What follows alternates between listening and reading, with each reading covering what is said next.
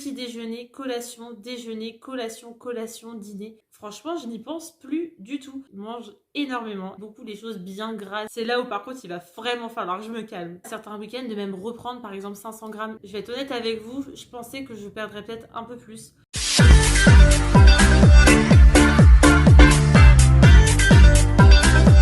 Hello et bienvenue sur ma chaîne. Je suis hyper contente de t'accueillir dans cette toute nouvelle vidéo.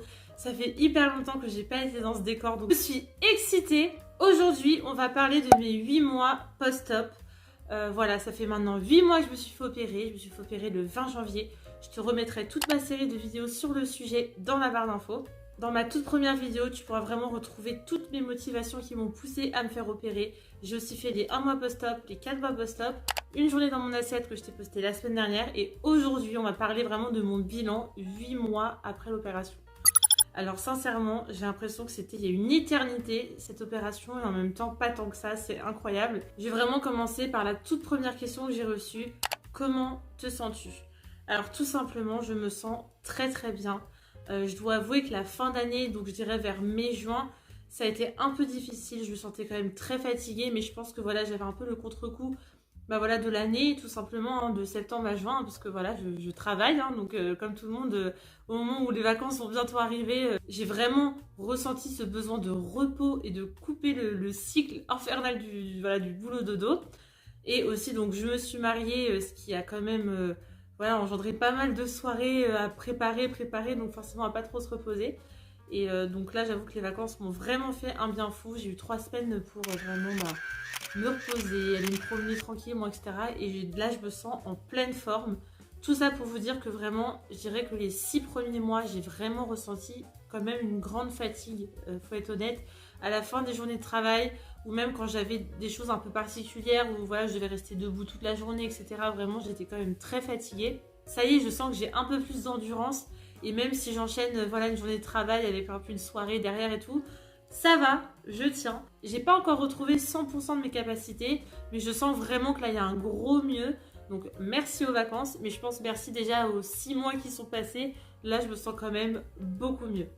Alors, comment ça se passe du point de vue de l'alimentation? Alors, j'ai fait une vidéo sur le sujet, une journée dans mon assiette.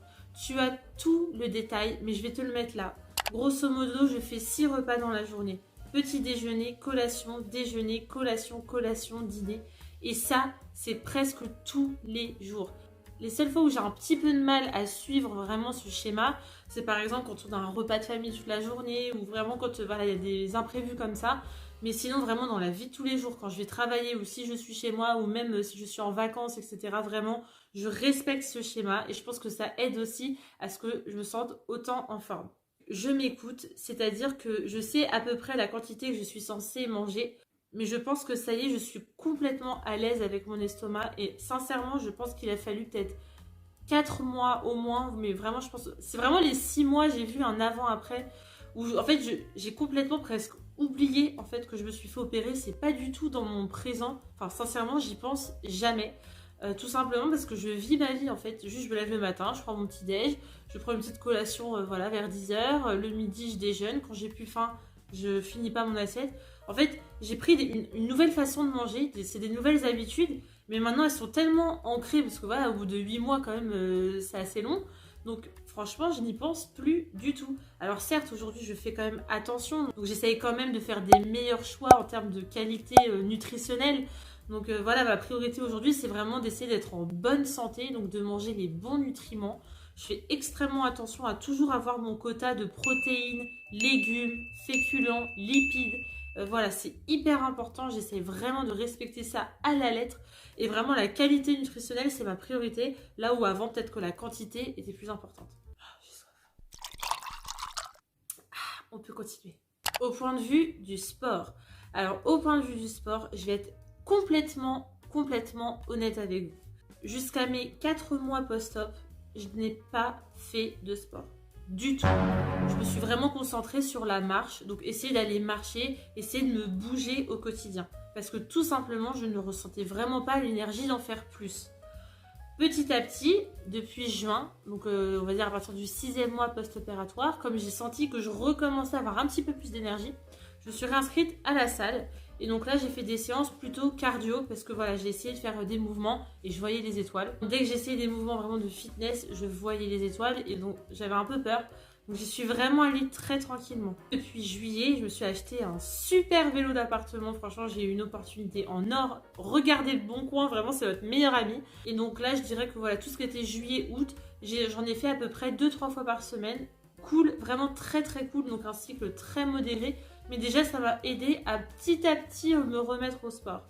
Et là, ça y est, je me suis inscrite au Pilates. Je suis hyper contente parce qu'en fait, je me suis vraiment, sincèrement posé la question.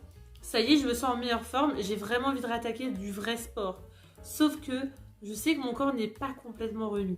Et je suis dans cet entre-deux où il faudrait un peu le choquer quand même pour continuer à bien perdre du poids. Mais en même temps, je veux pas m'inscrire à un cours pour pas assumer et au bout de 2 semaines arrêter. Parce que clairement, je suis pas comme ça. Si je commence quelque chose, je vais toujours au bout.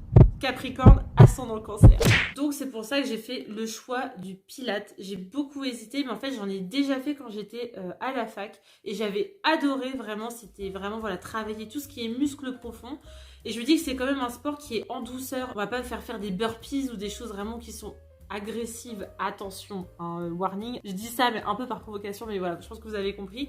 Mais voilà, je veux pas faire forcément des choses qui sont agressives pour mon corps en sachant que je suis encore un peu fragile et surtout je veux pas me blesser ou faire quelque chose qui ferait que je pourrais pas faire de sport du tout. Vraiment, ça c'est ma grande crainte. Donc j'ai choisi le Pilates parce que voilà, c'est un sport qui est en douceur et surtout, ça va me travailler les abdos et tout ce qui est le gainage, etc. Et ça, je sens que j'en ai tellement besoin. C'est vraiment là, je pense que j'ai perdu le plus en capacité. Donc je commence la semaine prochaine le Pilates et j'ai vraiment hâte. Et à côté de ça, je vais continuer à me faire mes séances à la maison. Alors, j'alterne entre le vélo, le yoga et je pense que je vais aussi me faire des séances de Zumba. Mais je préfère d'abord commencer à la maison parce que voilà, je peux aller à mon rythme. Si au bout de 10 minutes, je me sens pas bien, je peux m'asseoir, je peux m'arrêter. Alors, est-ce que je me sens mieux dans mon corps? Alors, sincèrement, j'ai tellement kiffé mon été. C'est le premier été où je me sens aussi épanouie. Et franchement, c'est pas forcément esthétiquement en fait, c'est vraiment la sensation dans le corps. Je me sens plus légère, je me sens pas serrée dans mes vêtements, j'ai plus besoin de mettre de gaines. Et franchement, rien que ça change ta vie. J'ai pu remettre toutes mes robes d'été et ça respire, je me sens à l'aise. Parce que pour toutes les personnes qui ne le savent pas, j'ai toujours mis des gaines. Mais je peux même pas me rappeler depuis quand en fait, tout l'été. Mais quand il fait 35-40 degrés et que tu as une gaine qui te contracte le corps, plus un tissu où tu es serré, mais qu'est-ce que tu as chaud? Et franchement, tu deviens phobique. J'ai tellement pu apprécier mon été parce que voilà, je me sentais légère et c'était si facile de pouvoir m'habiller parce que j'ai commencé un petit peu aussi à faire des petites emplettes. Alors, j'ai eu cette question, est-ce que ça me coûte cher en shopping? Alors, oui et non. Comme je suis raisonnable et qu'il faut que je fasse un peu attention à mes finances, je fais attention, donc je dépense pas trop et surtout je vais dans des magasins pas chers comme j'ai toujours fait et j'achète quelques pièces par-ci par-là au compte-gouttes, mais pour l'instant j'y vais mollo parce que voilà, l'été de toute façon c'est loin d'être ma saison préférée. J'adore l'automne-hiver, tous les petits pulls, les petites jupes, les collants, les bottines et tout ça, c'est là où par contre il va vraiment falloir que je me calme. Est-ce que j'ai eu des difficultés?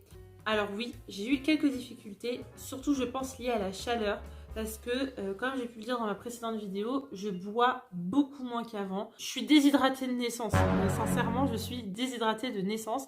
C'est-à-dire que ma mère m'a déjà dit que j'ai fait des coups de chaleur dans la voiture quand j'étais bébé, alors qu'elle me donnait de l'eau toutes les 5 minutes, et j'étais déshydratée. Parce que je suis déshydratée de naissance. Donc j'ai toujours énormément bu de l'eau. Attention. Là où avant je me buvais un grand verre d'eau ou une bouteille cul sec, bon bah là je me bois gorgée par gorgée. Donc forcément je suis, je pense, un peu déshydratée. Même très déshydratée. Et donc quand il y a eu des grosses canicules, franchement j'avais tout le temps mal à la tête. Et ça, j'avoue que ça a été un peu compliqué. Mais bon, on s'y fait. Et je me dis juste que plus ça va, et mieux j'arrive à boire. Donc voilà, je suis pas du tout inquiète pour la suite. J'ai eu une question d'ailleurs qui était très drôle, c'était est-ce que c'est pas trop difficile avec un mari très gourmand?